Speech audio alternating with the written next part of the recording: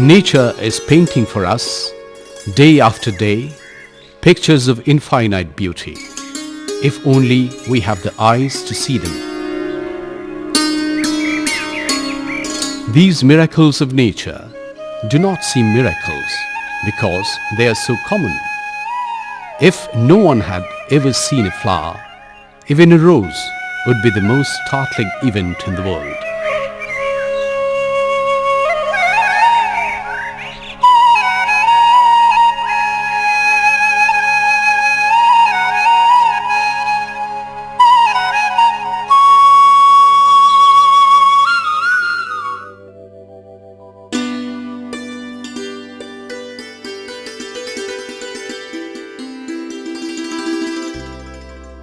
Himachal Pradesh, a hill state nestled in the western Himalayas, takes pride in its natural beauty, manifested by the snow-clad mountains, colorful flowers, and landscapes dotted with perennial streams.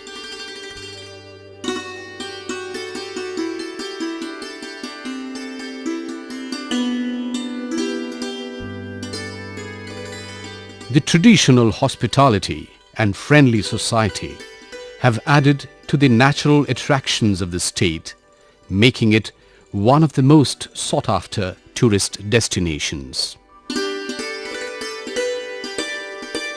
However, what has generally been publicized about this vast plethora of attractions in the name of tourism are just the cool climate and hotel facilities. In the year 2001, Himachal Pradesh government came about with a well-reasoned eco-tourism policy to hold the tourists and make tourism a prosperous, sustainable venture with employment and revenue-generating activities.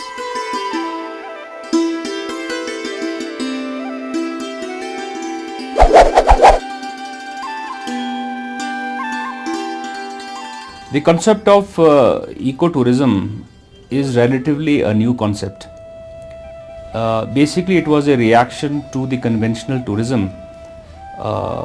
Basically started in the West, this reaction, probably in the 70s, but it has percolated to our state only recently. Basically, the concept says that tourism should be for the masses, for the people, but with least disturbance to the nature. The ecotourism policy was designed by Mr. Abhay Shukla, the Principal Secretary, Tourism, during that phase. Tourism in Himachal Pradesh has been mainly urban based, urban centric, and has not really gone into the rural areas where the natural beauty of the state is located. For example, we have 32 wildlife sanctuaries in the state. We have 2 beautiful and unique national parks, unique for Himalayan and temperate flora and fauna. And we felt that the time had come to channelize tourism towards those areas. And that is how we developed this ecotourism policy, which was approved by the cabinet and by the government. To achieve the aims and objectives of the ecotourism policy, certain cost-effective strategies were proposed. Formation of ecotourism societies was the foremost, so as to provide infrastructure for implementing the ecotourism policy.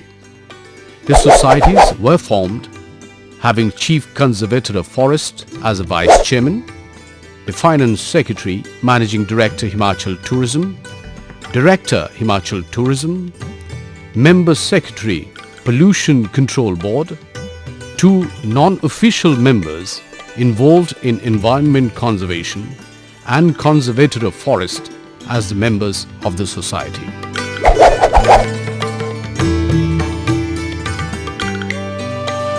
The infrastructure requirements for these societies fall under accommodation, trek routes and information centers.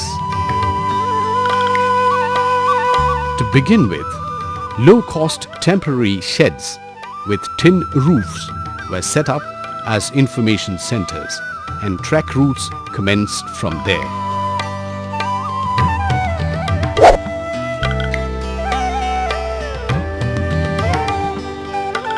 The beautiful places in Himachal Pradesh are with the forest department. So it was decided that this ecotourism will be a nodal department will be the forest department. So forest department started initiative in 2001, and at the beginning 5 societies were formed in Himachal Pradesh. The initial selection of ecotourism societies where initiatives of the policy could be implemented were Nature Park Kufri, Khajiyar, Renuka, Great Himalayan National Park, Chansel Pass Eco Trail, Van Vihar Potters Hill. These societies were initiated with the idea to promote smooth implementation of the policy. Those areas which are close to nature were chosen and improved on with tourism point of view. To understand how these societies function, we'll take you to Potters Hill, one of the pioneering ecotourism societies. This area got its name from the potters who used to do pottery here in the British era. It was one of the first societies formed, and this was done in coordination with the private sector. Today, a lot of things have been added for the tourists to come and enjoy. Camp Potters Hill provides the right setting for a family fond of nature and adventure.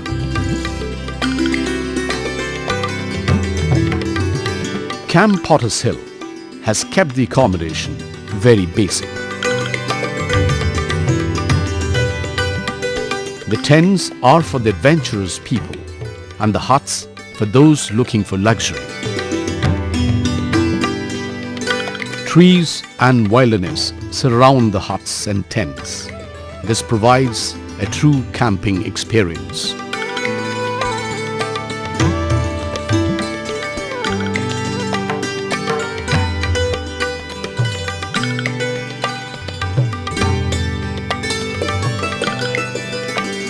At the camp, one gets a fantastic feel of the traditional Himachali cuisine.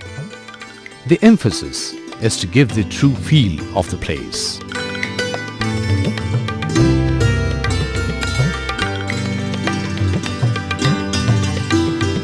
For the adventurous campers and the not so adventurous ones, there are activity zones at Potters Hill.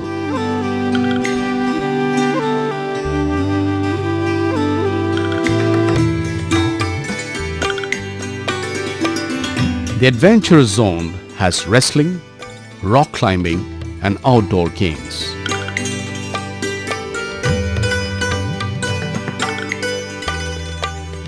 In sync with that, the activity zone has some obstacle courses like river crossing and long but simple trek routes.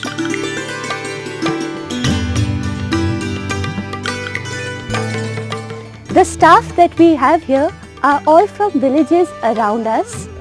The basic idea is to provide employment and generate economic benefits for whoever is close to us, is close to Potters Hill. The evening entertainment that we have at Potters Hill is also performed by the staff itself. Again, it has a little touch of Himachali culture into it. Let the tourist come to Potters Hill, enjoy the natural environs, the cuisine, the culture of what Himachal has to offer them.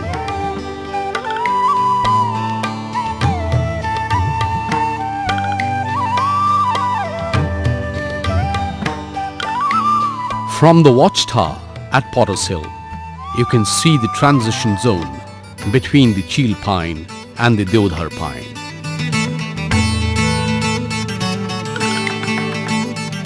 You can also see the plantations undertaken by the forest department to regenerate the dead forests. In 5 to 10 years, these plantations will develop into dense forest cover. This sort of environment is most satisfying for the people who come from the concrete jungles. Once we learn to love and enjoy the beauty nature has to offer, we instinctively learn to protect and safeguard our possession. Take nothing but pictures. Leave nothing but gentle footprints.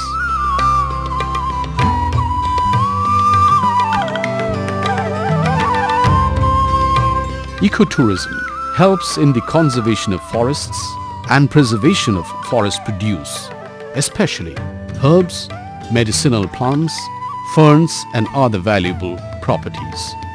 It restricts the felling of trees for livelihood by locals. Instead, ecotourism provides alternatives to locals. They can sell their poultry, milk products and also earn by providing their services to the ecotourism societies. This therefore provides sustainable regular income for the villagers without any loss of forest wealth. Ecotourism takes the tourist from established and overexploited tourist destinations to villages in and around these places. The objective is to take them close to nature and take them away from their usually busy days. This also acts as a way to involve locals and provide them means to earn their livelihood. The locals convert their heritage houses or houses with traditional style of architecture into locations for rural tourism.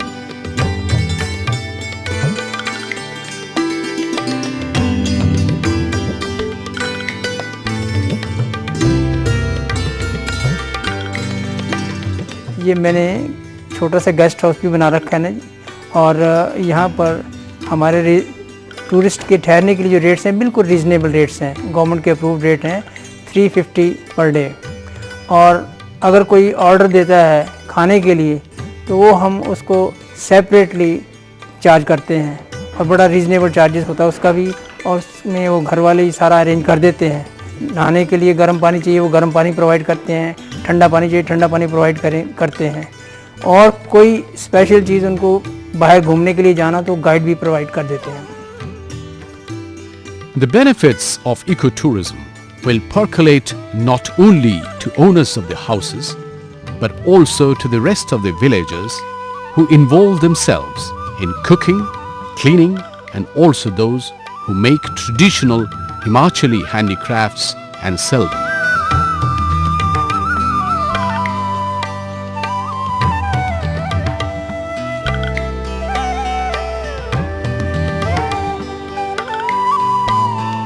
This, at a macro level, will put a check on the exodus of people from village to towns and will support the economic upliftment of the village as a whole.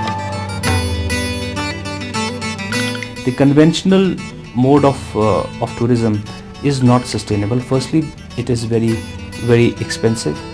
Only rich people can benefit out of it. And also it often causes destruction and harm to nature. Whereas in an ecotourism setup, there is least interference with nature. People come to the villages, enjoy the nature and then go back.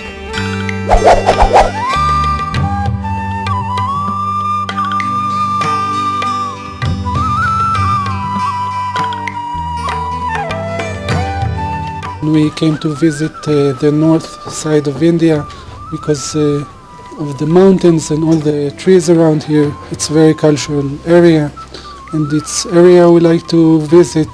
We stay in Manali, now we go up to this area to see all the castles and to see the mountains.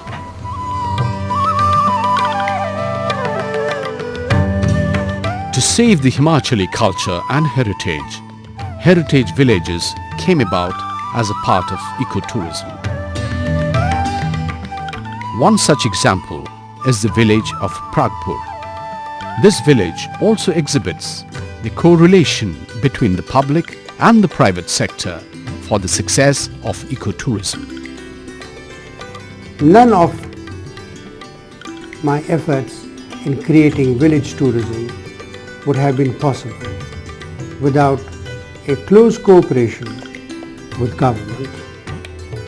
In all our efforts, the government has acted as a facilitator, and the people of Pragpur have been the initiators and the executors of tourist-friendly projects.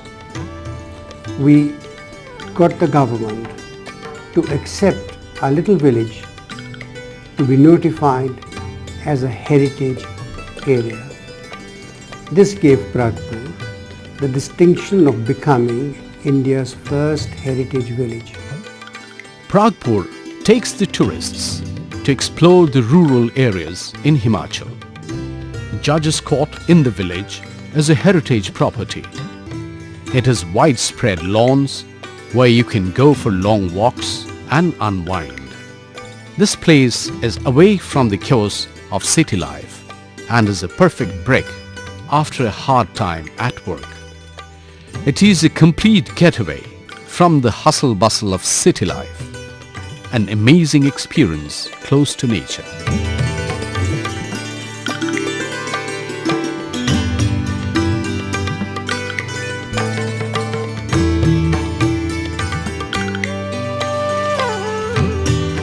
A holiday here takes one to the rustic places in the village where one can get a true insight into village life.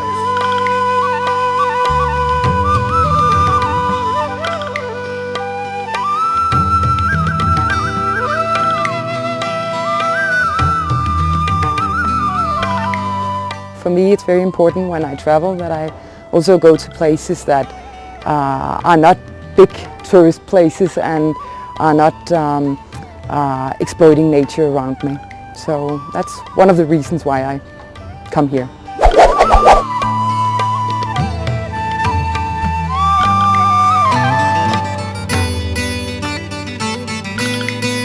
A person wants to be fit in body, alert in mind, and firm in soul, and only the Himalayan peaks can bring the best out of him. Adventure tourism in Himachal is an important part of the policy and has helped in promoting ecotourism. It seeks to offer the visiting tourists a chance to become a part of the nature and involve themselves in activities which challenge them physically and charge them mentally.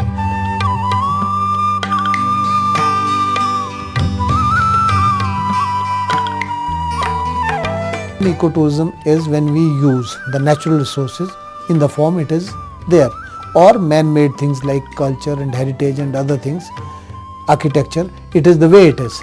Now our aim is to promote adventure tourism plus ecotourism, combination of this into the new areas.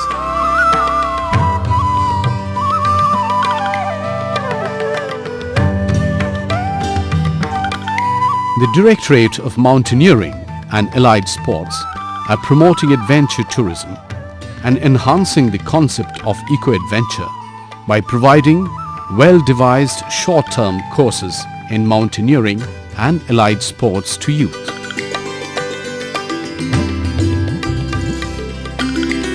The youth with this experience spread the message of ecotourism when they go back home or to colleges or other institutions.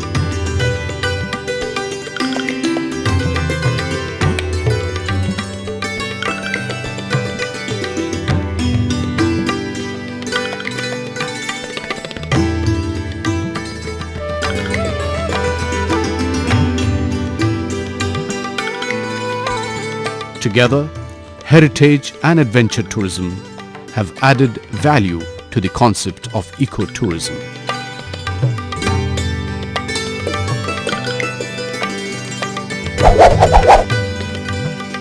The foundation of ecotourism is its local manpower, and a trained manpower acts as an asset for the smooth functioning of the ecotourism societies. Villagers are given training in terms of cooking, acting as guides, and the taxi-wallas are also trained. This training ensures that the tourists who come from various parts of the country and abroad get good professional services. Ecotourism has its advantages and has started to pick up. It has had its share of teething problems, and the founders of the policy have had to face a lot of difficulties. The first and the foremost being converting the unused forest rest houses into an asset for ecotourism. The next most obvious difficulty was convincing the local communities that they would benefit from the policy and getting them involved in the activities of the society. One of the main but surpassable problems was the question of funding of the society. Gradually, even this problem was overcome, making ecotourism a successful story. The Ecotourism Society is a self-sustaining institution. The profits made from this policy are floated back into the societies for further developments.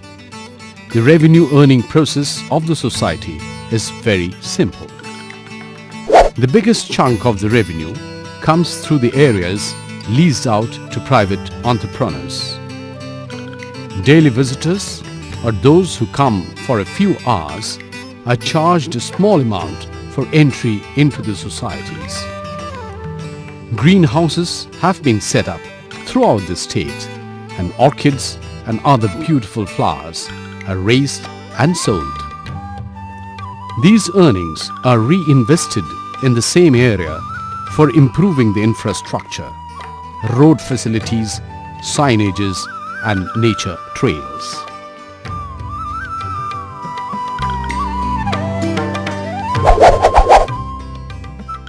The ecotourism societies are striving at widening the reach of the ecotourism policy and are also trying to replicate this policy throughout the state so that the benefits percolate to the common man. The policy aims at providing livelihood to the locals with no harm to the nature. The infrastructure is being improved and emphasis is being laid on the culture and heritage of the state. The idea is to improve the quality of tourism and attract tourists from all over the world.